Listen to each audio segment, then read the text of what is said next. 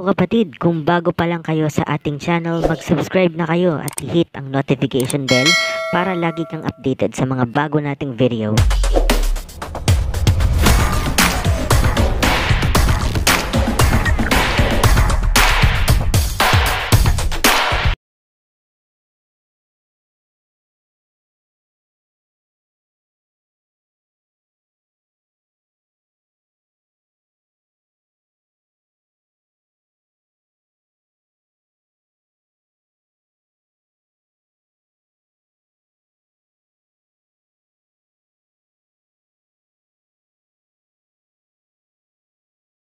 Welcome sa aming bagong video. Sana ay maging mapayapa ang inyong Semana Santa at maging makabuluhan ang inyong pagninilay-nilay.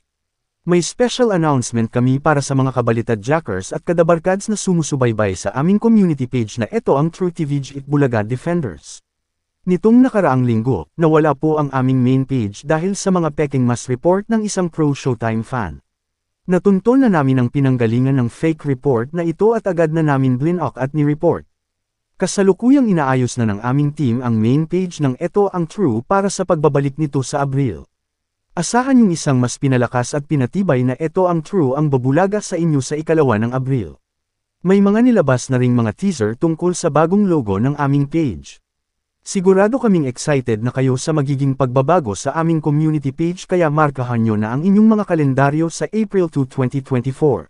Samantala, matindi rin ang magiging pasabog sa magiging month-long birthday celebration ng nag-iisang bossing ng noontime shows na Vic Soto at ang napapabalitang pagbabalik ng Itbulaga sa APT Studios. Sa ika-28 ng Abril talaga ang totoong birthday ni Bossing pero buong buwan lagi ito pinagdiriwang sa Itbulaga. May gusto ka bang hilingin kay Bossing o anumang wish para sa kanyang birthday? E-comment mo lang sa section sa baba. Samantala, ongoing na po ang botohan para sa kung sino sa tingin nyo ang Best Actor at Best Actress sa nagdaang Itbulaga Lenten Specials. Meron din po kaming botohan para sa Best Supporting Actor, Best Supporting Actress, Best New Actress, Best Cameo Role at Best Picture. Para makaboto, punta lang kayo sa aming community post at sa aming Facebook page ng Ito ang True.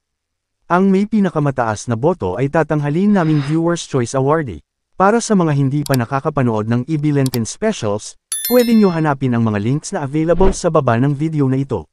Meron nga pala akong ilalabas na bagong remix video para sa ating mga mahal na legit dabarkads. Ito ay yung tinatawag naming reverse sweep kung saan winalis namin ang dumi ng mga peke papalabas ng APT Studio at pinabalik namin ng TVJ at legit dabarkad sa tunay nilang tahanan. Kung gusto nyo mapanood ang video na ito, available po ang link sa baba ng video na ito. Para sa maiinit na balitang Dabarkads para sa Dabarkads, mag-subscribe lang at like at i-share ang video na ito. Maraming salamat, hanggang sa susunod na video.